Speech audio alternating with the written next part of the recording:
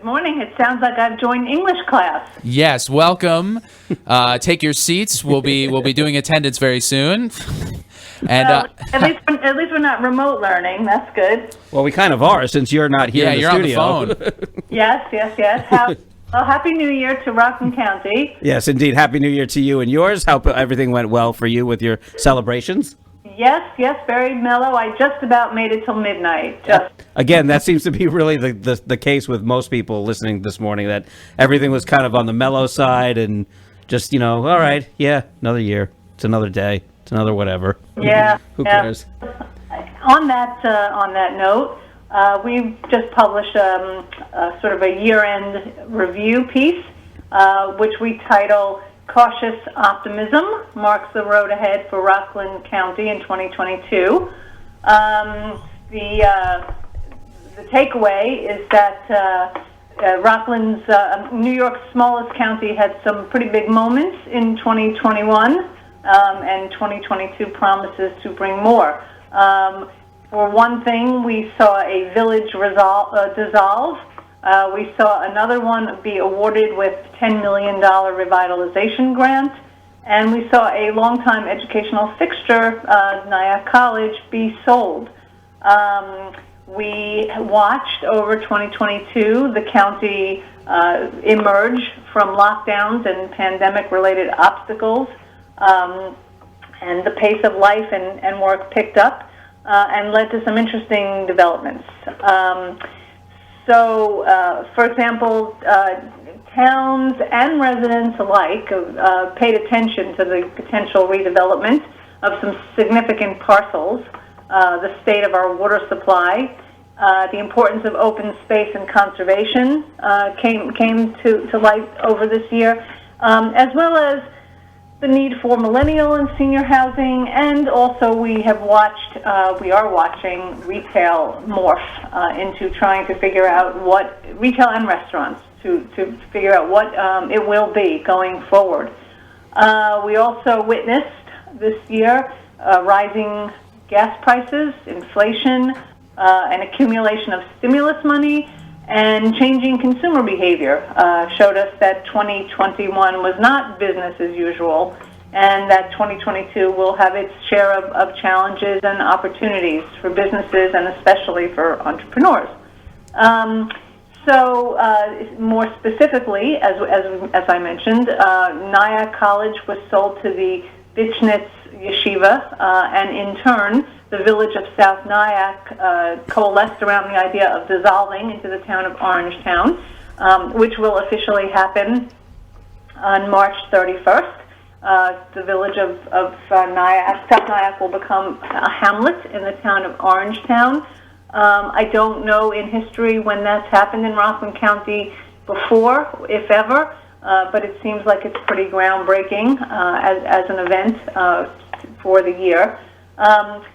The sale of Nyack College seems to have it seems to have a ripple effect on a lot of things. It also set in motion the town of Orangetown's decision to attempt to partner with the HNA Palisades Center on Route 9W to steer that property's future development. That property is 106 acres. It's a significant parcel. It had been home to IBM and had been sold to HNA and has been for sale and is now basically a hotel and conference center that is not being used. So the town of Orangetown, I think in response to the college, the sale of the college in South Nyack, has inserted itself and has chose a preferred developer this year, last year, though it's unclear whether or not there's any agreement on the table between the preferred developer and HNA, whose parent company is in bankruptcy. So, what do you think will end up happening there? Well, there's a couple of possibilities there. And it's a beautiful piece of property. One of the most stunning pieces in the whole county. At one extreme, the town, not my idea, but has dropped the hint of of taking the property by way of eminent domain. That would be very extreme because they would have to pay some kind of market value for that, and they would have to bond for millions of dollars. I mean, the price tag that's been out there is in the range of $40 million, and I don't know if a town can will be able to effectively bond for something that expensive. It could sit fallow for years, which would be a shame. Or H&A can reach terms with the development team who we've written about, and once and for all, that property would be transformed into. They do have a very interesting multi-use plan. And so we'll have to watch and see whether anything materializes or whether it just kind of sits, which would be, like I said, a shame. Now, similarly, in Stony Point, they tried unsuccessfully to shepherd a proposal for the former Letchworth property and the adjacent golf course, and ultimately they were scuttled by by a narrow margin of voters in a referendum back in November. Also on the development front, in the village of Haverstraw, another really large tract, a 9-acre piece of land, riverfront, Hudson riverfront land, formerly known as the Chair Factory site, is also poised for redevelopment. And in this case is a village-owned parcel. And similarly, like in Orangetown, the village actually is set to name a preferred developer to redevelop that parcel and to connect it to the main street to stimulate economic revival. So, and on top of that, see, good things are happening in the village of Haverstraw. The village received a state grant for $10 million for revitalization. So, that was a really big to do, yeah.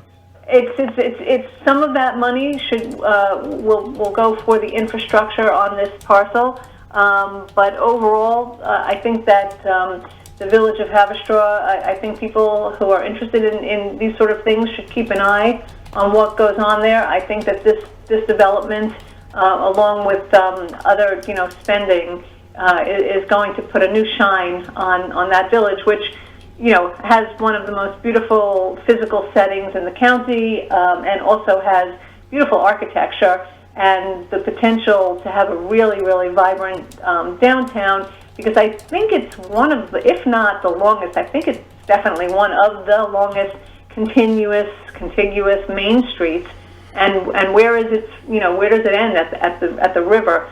So, and it'll be interesting to see how they end up connecting. I know they're going to use some of the money to boost up the number of transportation options that they have with the ferry to go over to Ossining. That should be very key as well. Yes, that is being talked about as well, and I agree. I mean, ferry transport is really quite delightful. So all of those three developments that we've just been discussing really reveal a kind of roadmap for Rockland's future. Town and village officials are basically asking for projects that include housing with an affordable element. That is key. Retail, office, commercial, and here's the other one: hotels.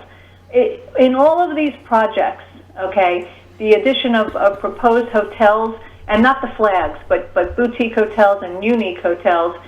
They suggest a promise that maybe Rockland County is ripe or ready for boutique and destination spa hotels, and you know what? This really would give a booster for Rockland County on the tourism front.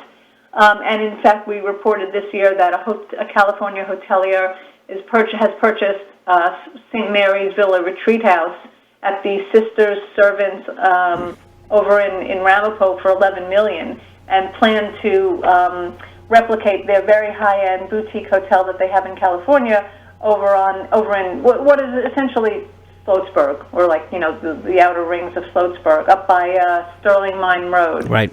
So that's another development to keep an eye on.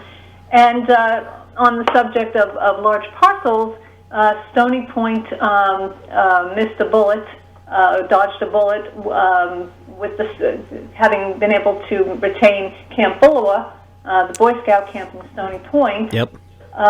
Because the Boy Scouts in debt for their sins, and ended up purchasing a camp in Dutchess, and I guess I don't know the price tag on that yet, but I guess that was enough to deal with their obligations, and so Camp Bullowa in 2021 was deemed safe.